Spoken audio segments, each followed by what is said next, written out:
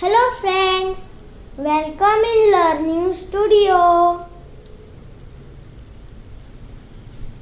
Today we are going to learn sets. Venn diagrams. Venn diagrams. British logician John Wien यानं सर्वप्रथम closed फिगर्सचा वापर सेटच्या रिप्रेझेंटेशनसाठी केला आणि यालाच वेन डायग्राम असे म्हणतात. पहा, या ठिकाणी दोन सेट्स वेन डायग्रामद्वारे दाखवलेले आहेत. Set A 1, 2, 3, 4 and 5 and set B contains -1, -2, -3, -4, -5 and -6. Subset. If A and B are two given sets and every element of set B is also an element of set A, then B is the subset of A and is written as B is subset of A. Example: A 1, 2, 3, 4, 5 and B 3 and 5. Universal set, a bigger set which accommodate all the given sets under consideration, which in general is known as universal set. The sets under consideration are the subsets of the universal set. म्हणजे सगळ्यात मोठा संच ज्याच्यामध्ये सर्व त्याचे उपसंच असतील अशा सेटला युनिव्हर्सल सेट असे म्हणतात. आणि युनिव्हर्सल सेट हा कॅपिटल यू या अक्षराने दाखवतात आणि त्यासाठी वेन डायग्राम काढत असताना रेक्टँगलच वापरला जातो. For example, U is equal to all students in school who play cricket, but A set is team of cricket players in school. हे एक्झाम्पल वेन डायग्रामने अशा प्रकारे दाखवता येईल. Complement of a set. जर आपण युनिव्हर्सल सेट घेतला 1 to 10 natural numbers आणि ए सेट घेतला इव्हन नंबर्सचा, तर ऑड नंबरचा जो सेट आहे तो असेल त्याचा एक कॉम्प्लिमेंट. या एक्झाम्पलला वेन डायग्रामने अशा पद्धतीने आपल्याला दाखवता येईल. एक महत्त्वाचा पॉईंट लक्षात घ्या. Complement of a complement is the given set itself. Practice set 1.3 मधील फर्स्ट क्वेश्चन जो आहे तो असा आहे: if A is equal to A, B, C, D and E, B is equal to C, D, E, F, set C is equal to B and D, set D is equal to set A and E, then which of the following statements are true and which are false? आपल्याला विचारलेलं आहे. यामध्ये एकूण 6 sub questions आहेत. त्यामधला पहिला पहा. C is subset of B. म्हणजे या B हा C चा सबसेट आहे किंवा नाही हे आपल्याला लिहायचं आहे. म्हणजे ट्रू और फॉल्स लिहायचं आहे. तर याच्यामध्ये पहा, B चे एलिमेंट्स काय आहेत? C, D, E आणि F हे 4 एलिमेंट्स B या सेटमध्ये आहेत. आणि C सेटचे एलिमेंट्स काय आहेत? B आणि D. मग हा जो सेट C आहे त्यामधला हा जो B एलिमेंट आहे तो या कॅपिटल B या सेटमध्ये नाहीये. म्हणजे हे जे स्टेटमेंट आहे की C is subset of B हे चुकीचं आहे. So it is false. आता कशामुळे फॉल्स आहे? तर all elements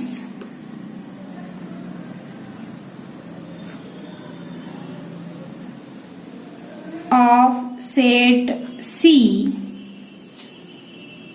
are not in set B. म्हणजे यातला फक्त एकच एलिमेंट बी मध्ये आहे, पण बी हा जो एलिमेंट आहे स्मॉल बी तो काही या बी सेट मध्ये नाहीये. म्हणून आपण असं लिहू शकतो याचं कारण की all elements of set C are not in set B. म्हणजे याच्यामध्ये सगळेच नाही, एक आहे पण सगळेच नाहीयेत. सेकंड क्वेश्चन जो आहे तो आहे ए इज सबसेट ऑफ डी. तर पहा, आता ए चे जे एलिमेंट्स आहेत आणि डी चे जे एलिमेंट्स आहेत यांच्यामध्ये कंपॅरिझन करा. हा जो सेट डी आहे तो सेट डी हा लहान सेट आहे, त्यामध्ये फक्त 2च एलिमेंट्स आहेत. आणि हा जो सेट ए आहे तो मोठा सेट आहे, त्यामध्ये पहा किती एलिमेंट्स आहेत, एकूण 5 एलिमेंट्स आहेत. मग हे कसं शक्य होईल की ए हा सबसेट आहे या डी चा? हे शक्य नाहीये, म्हणून इट इज फॉल्स. आता याचं रिझन लिहूया आपण. ऑल द एलिमेंट्स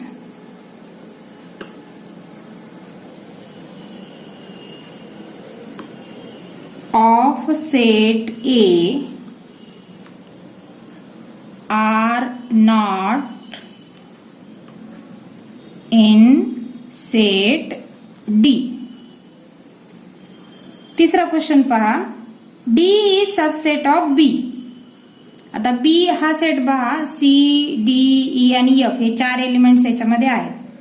आणि D सेट मध्ये काय आहे? A आणि E. यातला जो ई आहे तो या बी सेट मध्ये आहे, पण यातला जो ए हा एलिमेंट आहे स्मॉल ए तो काही या बी सेट मध्ये नाहीये, म्हणून हे स्टेटमेंट काय झालं? फॉल्स. कशामुळं? Elements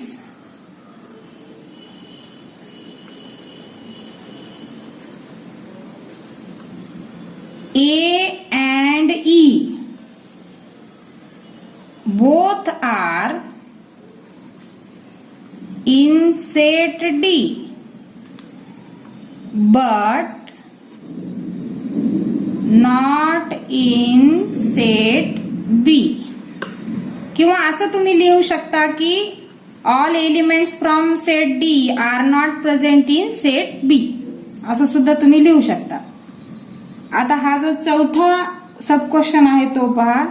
D is subset of A.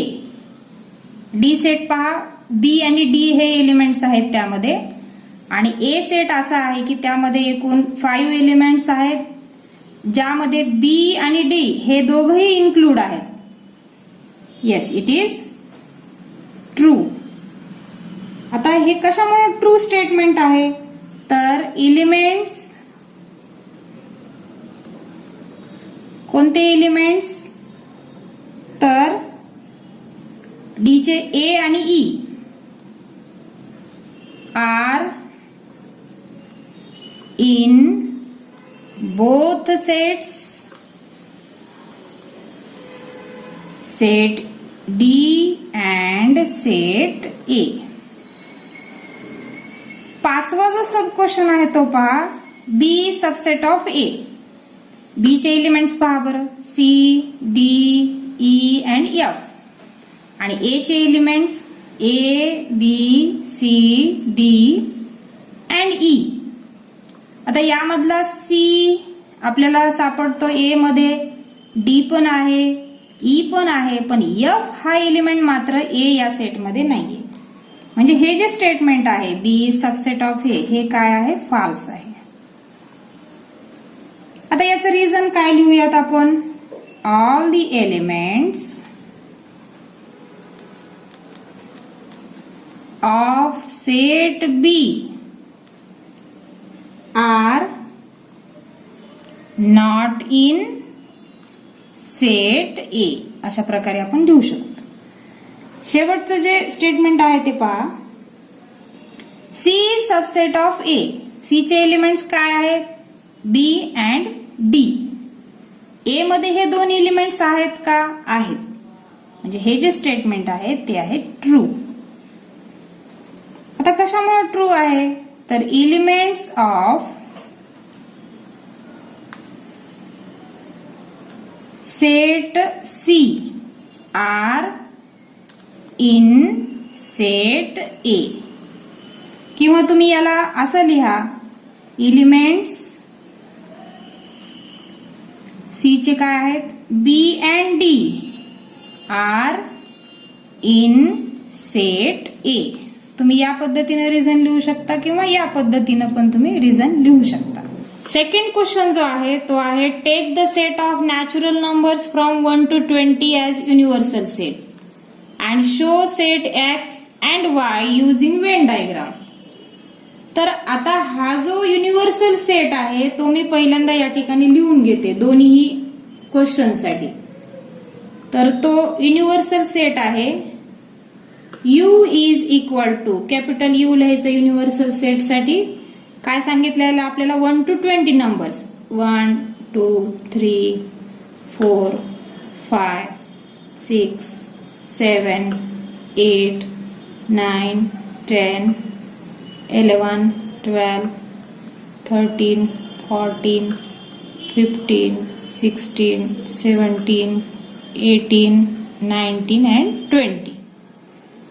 हा आपण युनिव्हर्सल सेट लिहून घेतला. आता हा जो पहिला क्वेश्चन आहे त्यामधला जो की आपल्याला या युनिव्हर्सल सेटमध्ये वेन डायग्रामनी दाखवायचा आहे तो पहिला क्वेश्चन आहे किंवा पहिला सेट आहे X is equal to X such that X belongs to natural number set and 7 is less than X is less than 15.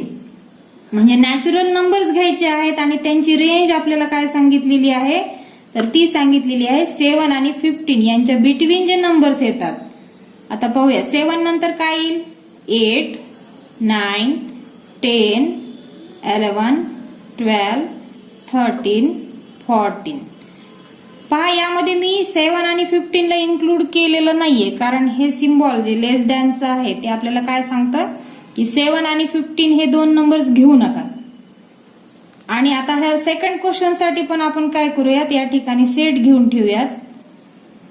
तो सेट आहे ज्याचं नाव आहे capital Y is equal to Y such that Y belongs to natural number set and Y is prime number from 1 to 20.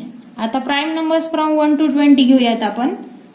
ते असतील 2 3 5 7 7 नंतर 11 11 13 17 and 19. पहा 1 to 20 ही जी रेंज दिली त्यातले आपण काय केलं प्राईम नंबर्स लिहिलेले आहेत.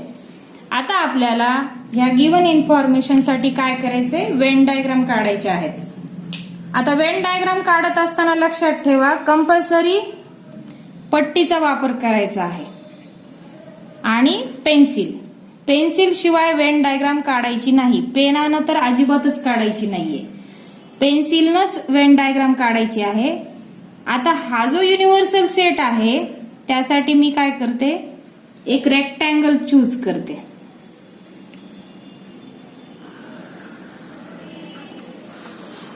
तो आपला युनिव्हर्सल सेट दाखवेल.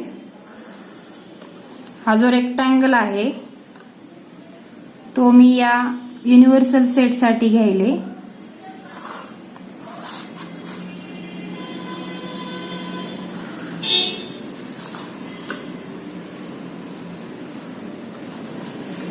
याला कॅपिटल U असं नाव द्या.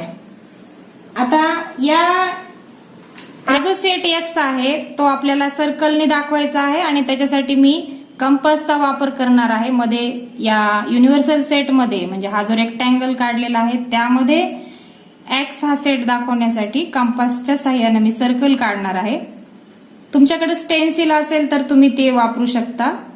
आता या ठिकाणी पहा एक छोटस सर्कल मी या रेक्टँगल मध्ये काढत आहे.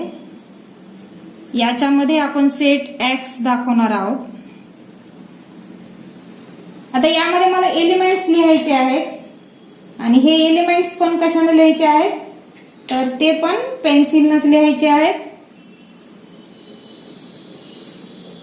पहा आता या ठिकाणी हा जो युनिव्हर्सल सेट आहे वेन डायग्राम काढत असताना एक काळजी घ्या. आपल्याला एक्सचे पण एलिमेंट्स माहित आहेत आणि एक्स साठी आपण हे सर्कल अलॉट केलेलं आहे. तर मग आता आपण काय करूया एक्सचे एलिमेंट्स काय ह्या सर्कल मध्ये लिहून घेऊ. तर एक एक एलिमेंट लिहायचं आहे. एकही एलिमेंट यामधला विसरायचा नाहीये आणि विशेष म्हणजे रिपीट होऊ द्यायचा नाहीये. म्हणजे कुठलाही एलिमेंट या ठिकाणी ट्वाइस आला नाही पाहिजे. पहा एक एलिमेंट जे आहेत एक्स या सेटचे मी या सर्कल मध्ये लिहिलेले आहेत. आता एक्स या सेटचे एलिमेंट वगळता जे या ठिकाणी उरलेले एलिमेंट्स आहेत या सेट युनिव्हर्सल सेट मधले ते आपल्याला ह्या रिकाम्या जागेमध्ये लिहून घ्यायचे आहेत. आता ते कोणते कोणते आहेत पहा. 1 2 3 4 5 6 7 8 येईल का नाही. 8 9 10 11 12 13 आणि 14 हे नंबर्स आपण वगळायचे कारण ते आपण कुठे घेतलेले आहेत सेट एक्स मध्ये. मग आता पुढे आपल्याला लिहावं लागणार आहे 15 16 17 18 19 अँड 20. अशा प्रकारे आपण ही वेन डायग्राम काढलेली आहे. त्यानंतर हा जो सेकंड क्वेश्चन आहे म्हणजे सेकंड मधला सेकंड सब क्वेश्चन त्यामध्ये आपल्याला कॅपिटल वाय हा सेट दिलेला आहे. त्यामध्ये आपण प्राईम नंबर्स दिलेले आहेत बिटवीन 1 to 20. ही जी रेंज आहे त्यामधले हे प्राईम नंबर्स आहेत. यांना पण आपल्याला वेन डायग्रामने दाखवायचं आहे आणि याच्यासाठी हा युनिव्हर्सल सेटच वापरायचा आहे. तर या सेकंड क्वेश्चन साठी पण आता आपण काय करूया रेक्टँगलच घेऊयात जो आपल्याला युनिव्हर्सल सेट या सेटला वेन डायग्राम मध्ये दाखवण्यासाठी तो वापरायचा आहे. पहा हा मी रेक्टँगल घेतलेला आहे ज्याला आपण युनिव्हर्सल सेट असं गृहीत धरलेलं आहे. पुन्हा एकदा या युनिव्हर्सल सेट मध्ये आपल्याला एक सबसेट दाखवायचा आहे ज्याचं नाव आहे कॅपिटल वाय आणि तो मी या स्मॉल सर्कलनी या रेक्टँगल मध्ये दाखवणार आहे. तुम्हाला पाहिजे त्या रेडियसचं सर्कल तुम्ही काढू शकता पण लक्षात ठेवा ते या ठिकाणी सबसेट असं वाटलं पाहिजे. ते युनिव्हर्सल सेटचा तो एक छोटासा भाग असला पाहिजे. इथे मी याला कॅपिटल वाय असं नाव देते आणि या सेट वायचे सगळे एलिमेंट्स आपण लिहून घेऊयात.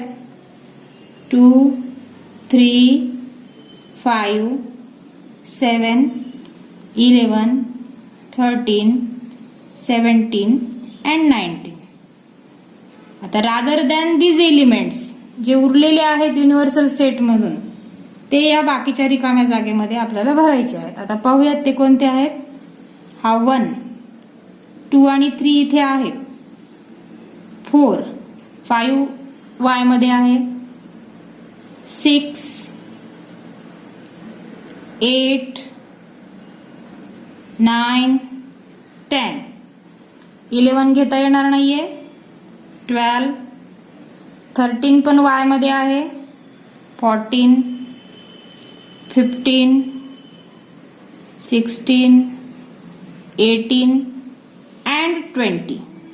थर्ड क्वेश्चन मध्ये पहा आपल्याला युनिव्हर्सल सेट म्हणून दिलेला आहे 1 2 3 7 8 9 10 11 12 आणि एक सेट दिलेला आहे कॅपिटल पी 1 3 7 अँड 10.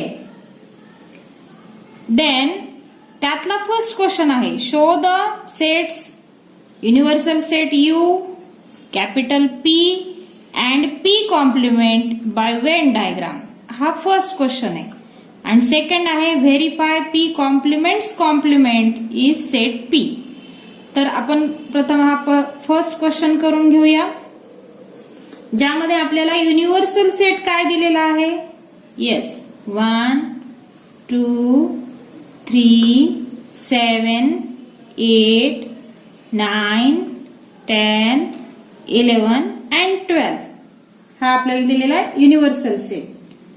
यातला सेट पी काय दिलेला आहे क्वेश्चन मध्ये 1 3 7 and 10.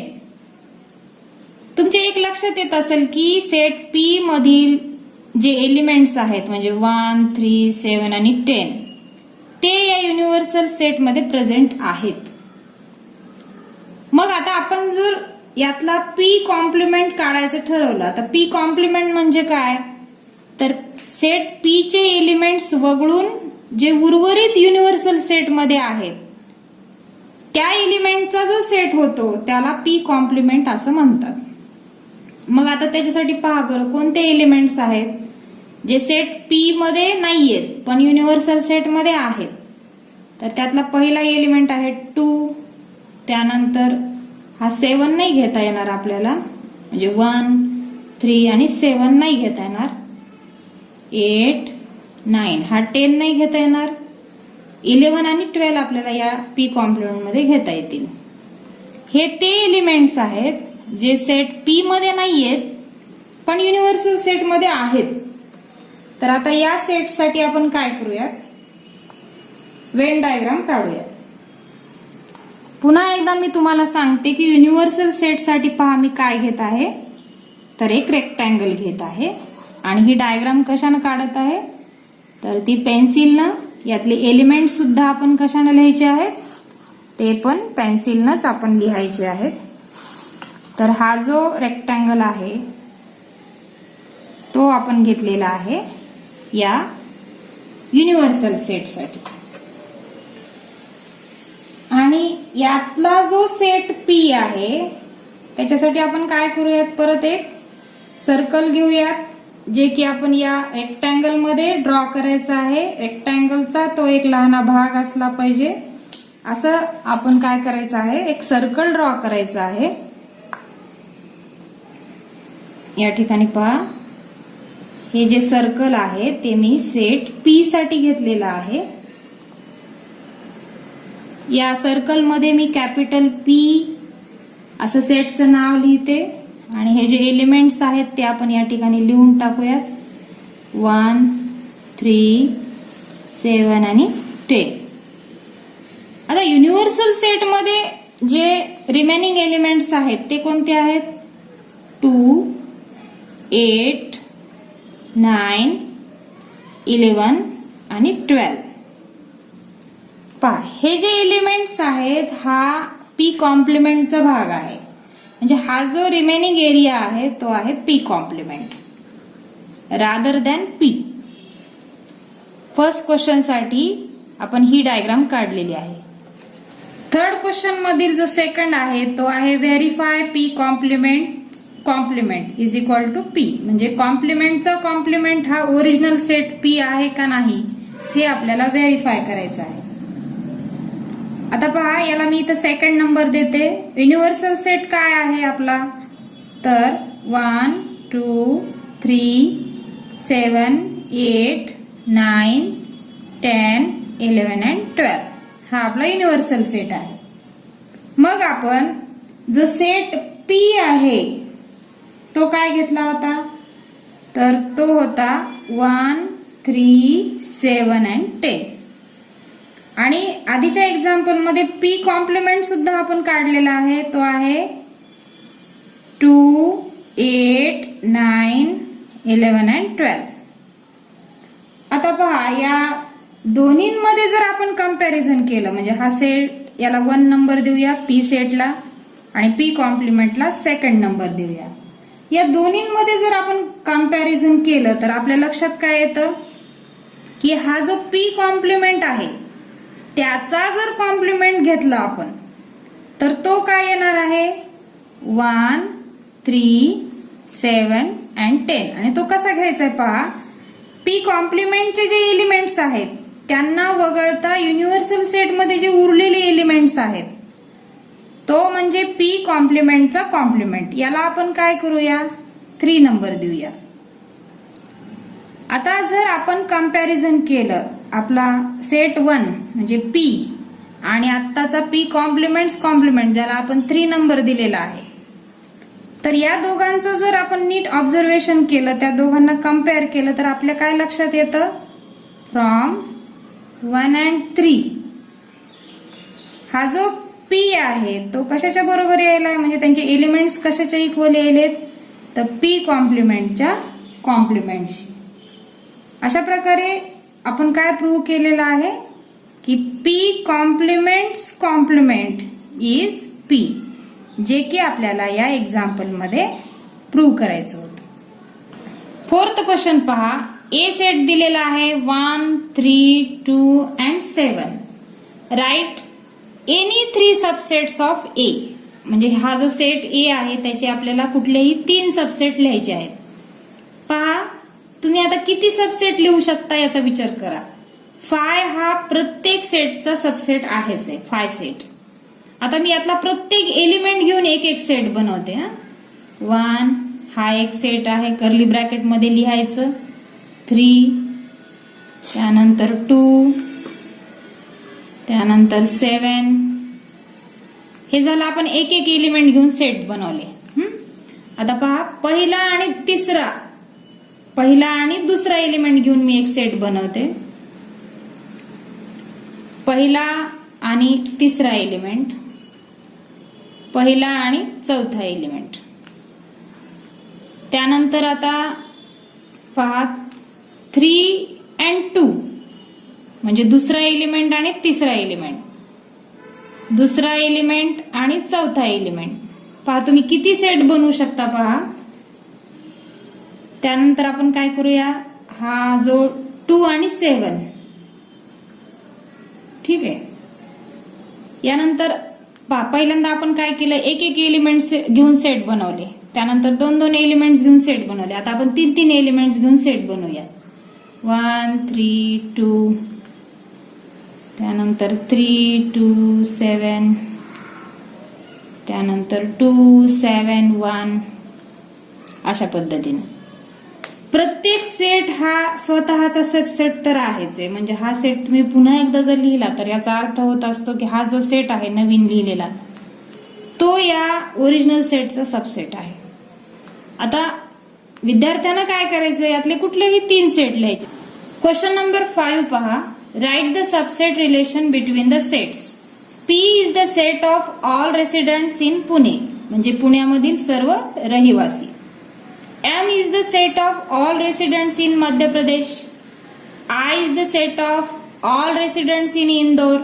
B is the set of all residents in India. H is the set of all residents in Maharashtra.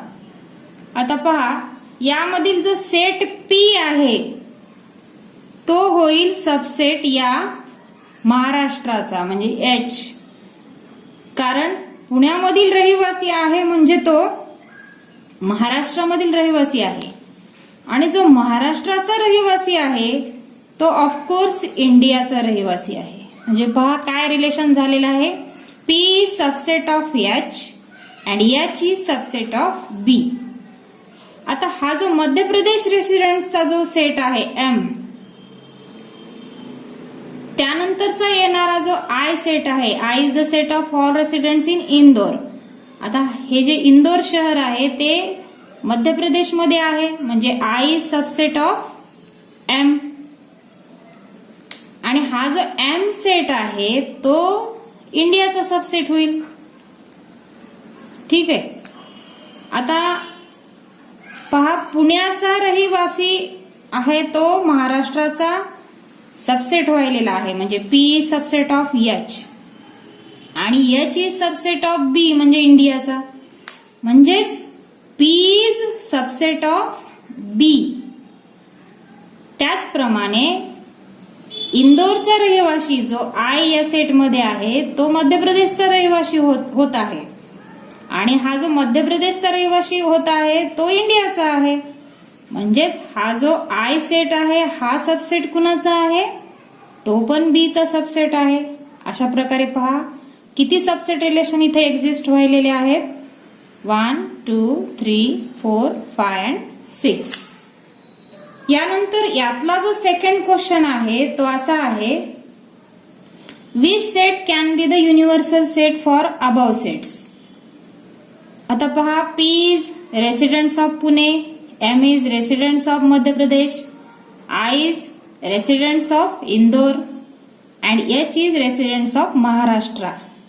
म्हणजे पुणे, मध्य प्रदेश, इंदोर अँड महाराष्ट्र हे सगळे सबसेट्स कुणाचे आहेत तर या बी सेटचे. म्हणजे B is the set of all residents in India.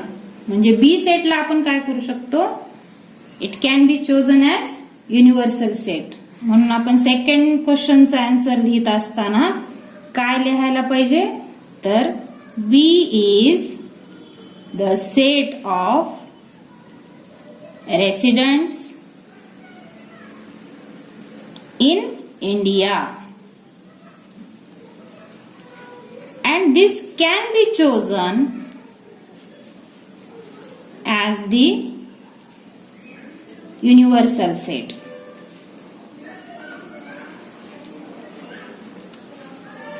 Question number 6 पहा, हा स्टार क्वेश्चन आहे. Which set of numbers could be the universal set for the sets given below.